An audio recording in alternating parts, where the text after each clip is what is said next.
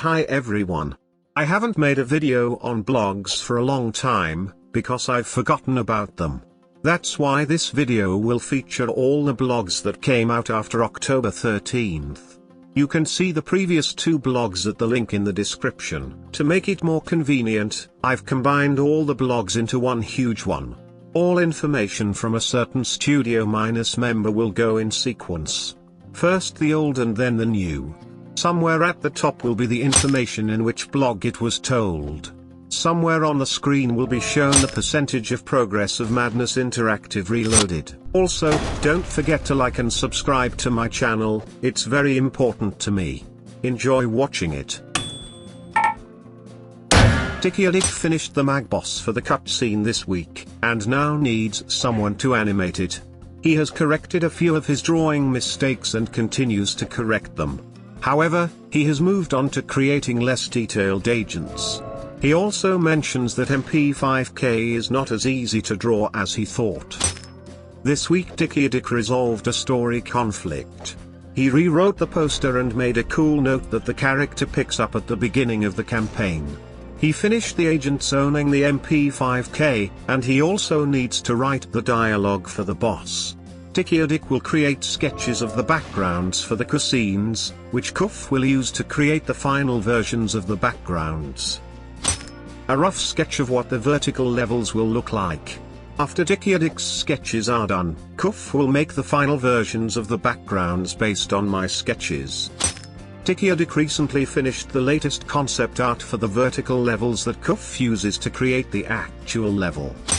Dikkiedik completed 2 backgrounds this week, but he can only show one.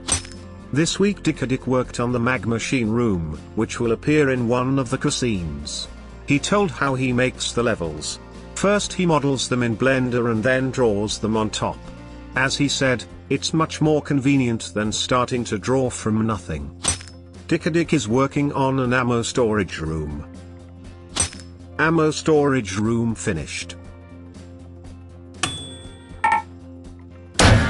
The level editor is mostly complete, but there may be changes in the future. Also Zooi added armor damage. Broken armor usually comes in a few variations that are picked at random. Zooi fixed ragdoll physics. Next week Zooi will need to make sure the weapon and projectile physics work correctly. This week is very boring and technical, so I'll just show the pictures the developer shared. The developer hopes to continue working on PPG 1.26 again when he finishes the compositor, but he has no motivation. A lot of work was done on the game engine.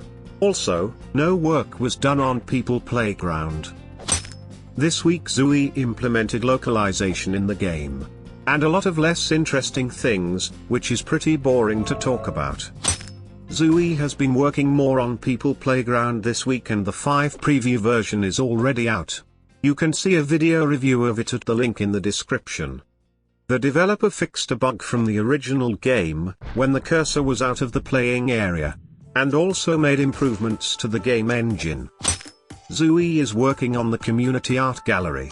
He also worked on People Playground, the beta came out this week, which I also made a video about. Asper102 is working on some cool things, like a level editor, as well as other code stuff that I don't understand. Zooi was away, so there's nothing this week. Zooi rewrote the ECS game engine this week. He fixed one animation, animated all remaining death animations, and exported every animation into the game. These include new jump and dodge animations. Koof animated 5 effects when a player deflects a bullet with his melee weapon, improved some lines and layering in some background textures. Koof also worked on Alien Invasion 2. He added some post-processing effects and a few projectiles.